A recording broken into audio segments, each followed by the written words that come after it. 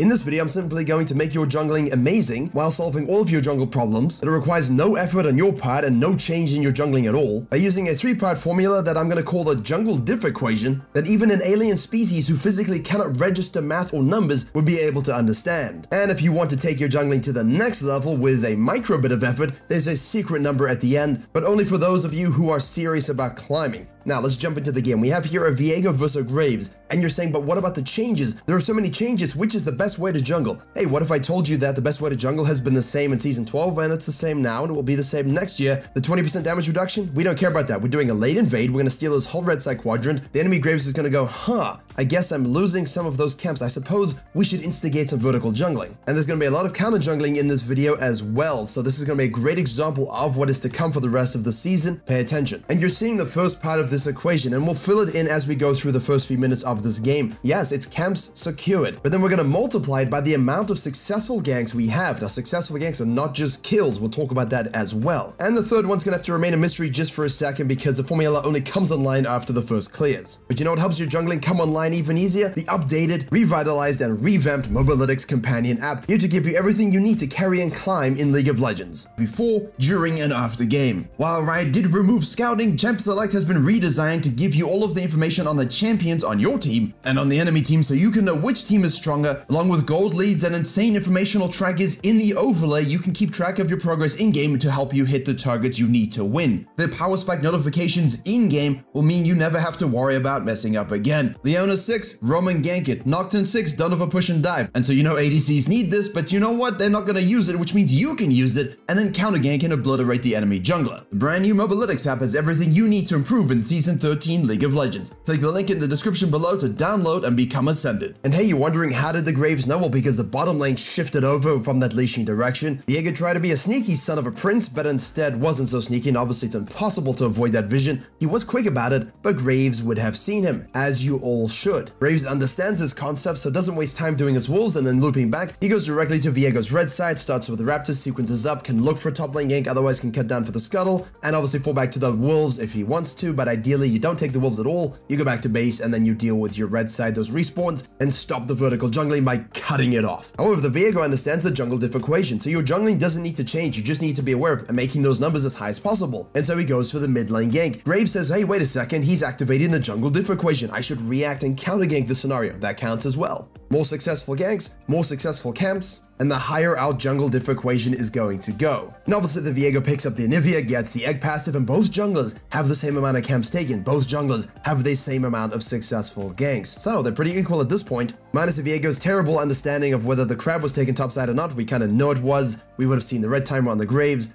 We would have fused that together with his 24 CS plus a timer, meaning he most likely left his wolf camp alone. However, we'll leave that for another day and another video. Both junglers go back to base. Graves says, I need to control my red side. Viego says, I know he's going to want to control his red side, so I'm going to head in that direction as well. Viego's deciding to gank the mid lane because Aurelion Sol wasn't banned. The Graves is deciding to gank the bottom lane because it's a bot lane ganking meta. Graves is able to snack a camp, whereas Viego isn't because that 420 Krug camp does spawn for him, whereas Viego did his blue side after doing the Graves' red side. Thus, there's a gap of time between the two sides of those camps spawning. That means that Viego can fill that time having more successful ganks. That means Graves can take a camp and then have another successful gank. Viego's not able to get anything, but is able to rotate and have a nice counter gank. So again, same amount of camps roughly, same successful ganks, and the third part of the equation is objectives taken. Now this can be dragons, heralds, or turrets. Now obviously if you think about this, so wait a second, Virkayu, if they take 0, that means there are 0 junglers. Hey, you get it now. That's why it starts after the first objective is taken. We need that baseline to be 1. So if you're not taking a single turret,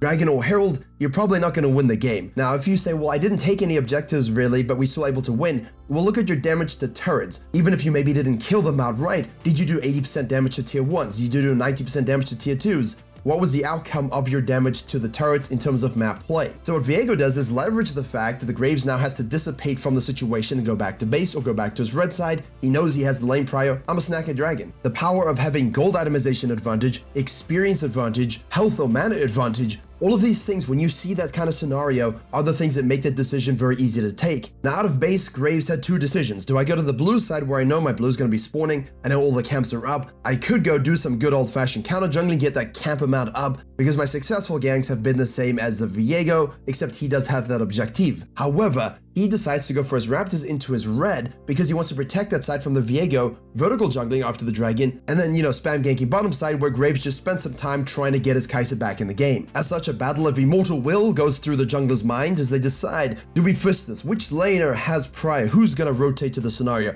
Viego says, hey, listen, it's amount of camps as well as amount of ganks, right? So if I take one camp from you, that means it's -1 for you and +1 for me. Okay, so counter jungling is very good for this equation because it makes you weaker as I get stronger. Okay, let me do that. He takes it, leaves, and this is where the smart stuff comes in on jungle denial and punishing a single mistake by an enemy jungler and eviscerating the game, blowing it open and taking over. What's the Viego here? He has this new profound understanding of the jungle diff formula. The counter jungling makes his numbers go up while prevents the enemy junglers from going up. As long as he can fuse in the same amount of ganks, or at least counter gank, he's going to have his numbers keep going up with the objectives he's able to secure from the excellent angles he gets via counter jungling. You follow? So he successfully abused the fact that mid lane was shoved, from that early gank. He created this prior, those two ganks that pressure mid lane. Now he can float around the back. He can see that the Graves is obsessed by going down to his Krugs and doing something about the Tristana bottom lane who is inherently winning. So Viego says, look, you might expect me to go down there too. Joke's on you, I'm not going down there at all. I'm going to float around the back, take your blue, assume you're going to reset and come and defend your blue side, so I'll do the Herald while you base. Then I see you down in the bottom lane trying to get more successful ganks. Of course, you have one extra kill now, so I'll take your Grump and your Wolves as well. You, Sir Graves, don't know where I am through all that cigar smoke, so you decide it's a little too risky for you to go counter jungling into my blue side in case I show up.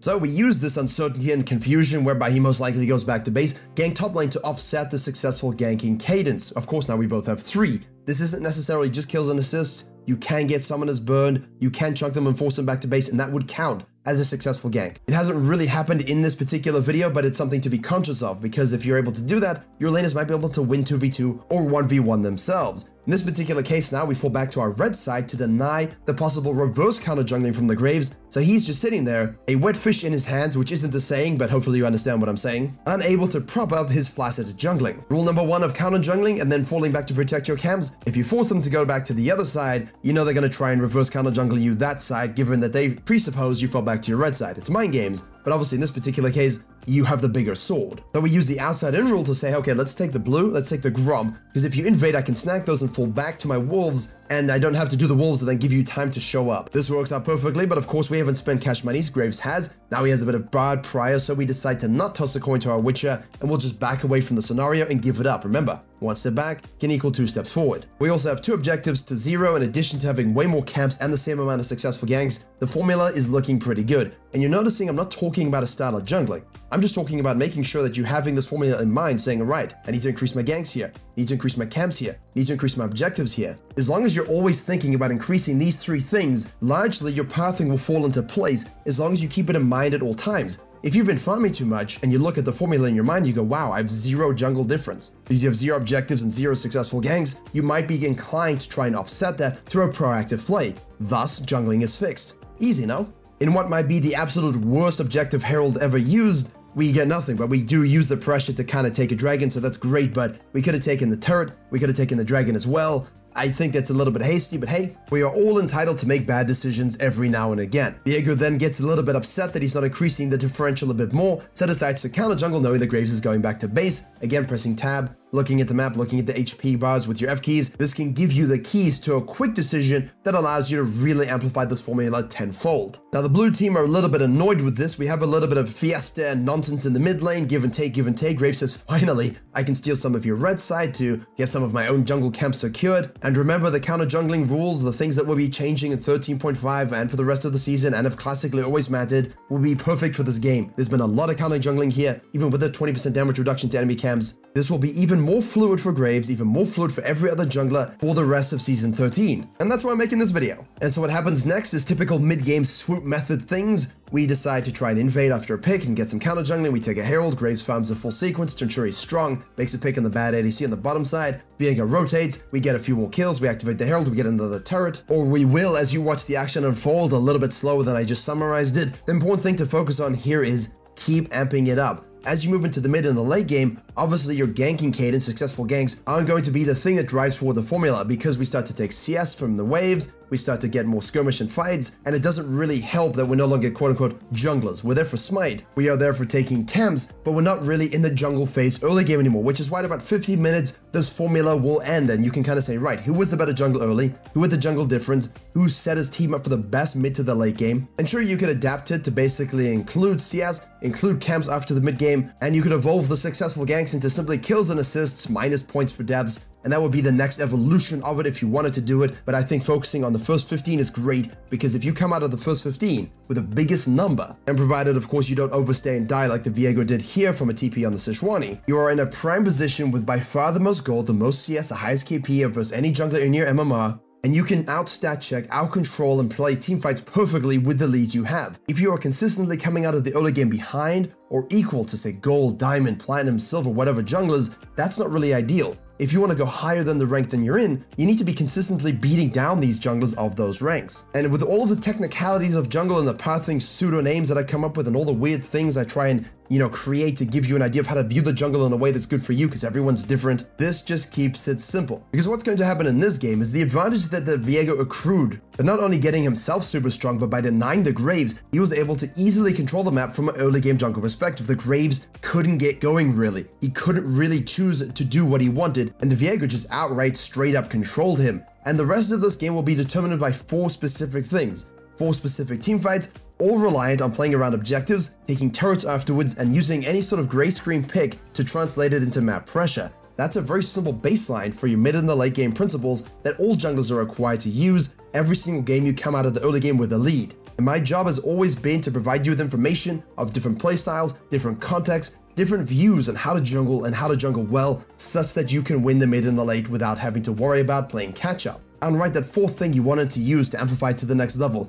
instead of just using successful ganks as a base number, we use it in relation to the percentage of the ganks we've taken. So if you take 20 ganks and have 2 successful, whereas I take 5 ganks and have 2 successful, I have the better jungle ganking success rate. And that's how you can use this as a farming and ganking jungler to really showcase your power, because if you have less camps because you're ganking, but they're all successful ganks through good pathing, good execution, good ganking technique, well then guess what? You're going to offset those camps taken by the enemy jungler. And if you wanted to make it even more complicated, what you could do is make enemy jungle camps worth 1.5 points rather than 1 flat, because obviously difficulty, time, prio, invest. You could make it 2, and I was going to, but then they announced these changes, so I said, okay, 1.5 seems to be a good middle ground. Hopefully this video does enlighten you to that. You can see the fights developing on your screen now, seeing them play out. A short little tidbit video just to ensure that we're staying in touch with the simplicities of the role, even though it can get quite complex, quite difficult. It's the best way to play the game when you keep things simple, especially during losing streaks, rough MMR patches, or you're just simply not sure what you're doing wrong. Use the jungle diff formula